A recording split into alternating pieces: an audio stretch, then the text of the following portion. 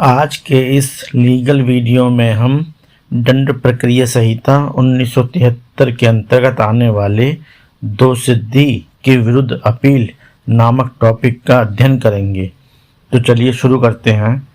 प्रश्न ये पूछा जाता है कि दोषसिद्धि के विरुद्ध अपील का क्या प्रावधान है, तो इसका उत्तर देख लेते हैं। दोषसिद्धि के विरुद्ध अपील धारा 374 सामान्यतः प्रत्येक दोषसिद्ध व्यक्ति उच्चतर न्यायालय में दोषसिद्धि के विरुद्ध अपील कर सकता है। ऐसी अपीलें दोषसिद्धि के विरुद्ध अपीलें कहलाती हैं। संहिता की धारा 374 दोषसिद्धियों से अपीलों के बारे में है। वस्तुतः धारा 374 अपीलीय न्यायालय के स्थान के निर्धारण में सहायक हैं। दूसरे शब्दों में धारा 374 अपील के स्थान का प्रावधान करती हैं। अपील के स्थान निस्तारण का आधार दोषसिद्धि का निर्णय करने वाले विचारण न्यायालयों की प्राय स्थिति होती है। दोषसिद्धि व्यक्ति धारा 374 की उपधारा 1, धारा 374 की उपधारा 2, धारा 374 की उपधारा 3 के अंतर्गत क्रमशः उच्चतम न्यायालय, उच्च न्यायालय या सत्र न्यायालय में अपील कर सकता है। नंबर पहले एक पॉइंट है उच्चतम न्यायालय में अपील। उच्चतम न्यायालय के आदेश के विरुद्ध अपील उच्चतम न्यायालय में की जाती है। संहिता में इसके दो बंद हैं।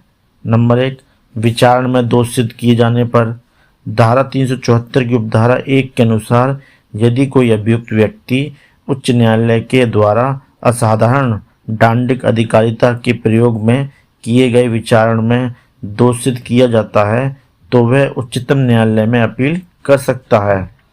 नंबर 2 पॉइंट अपील में उच्च न्यायालय द्वारा दोष मुक्ति के आदेश को उलट दिए जाने पर धारा 379 के अनुसार यदि उच्च न्यायालय ने अभियुक्त के दोष मुक्ति के आदेश को अपील में उलट दिया है तथा उसे दोषित किया है और उसे मृत्यु या आजीवन कारावास या 10 वर्ष अथवा अधिक के कारावास का दंड दिया है तो वह उच्चतम न्यायालय में अपील कर सकता है।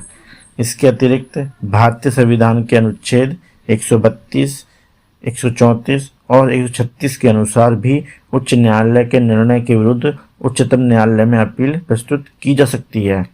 अब सेकंड पॉइंट देख लेते हैं उच्च न्यायालय में अपील धारा 374 की धारा 2 नंबर 1 पॉइंट दिया गया है सेशन न्यायाधीश अथवा अपर सेशन न्यायाधीश द्वारा किए गए दोषसिद्धि के आदेश के विरुद्ध अपील उच्च न्यायालय में होगी।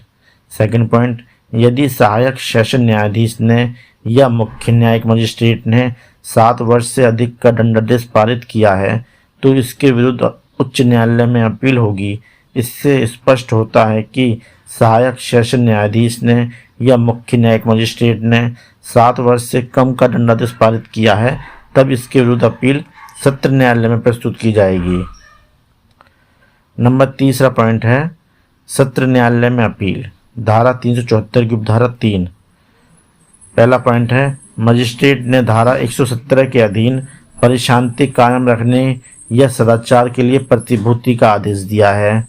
नंबर 2 मजिस्ट्रेट ने धारा 121 के अधीन प्रतिभू स्वीकार करने से इनकार करने या उसे अस्वीकार करने का आदेश दिया है।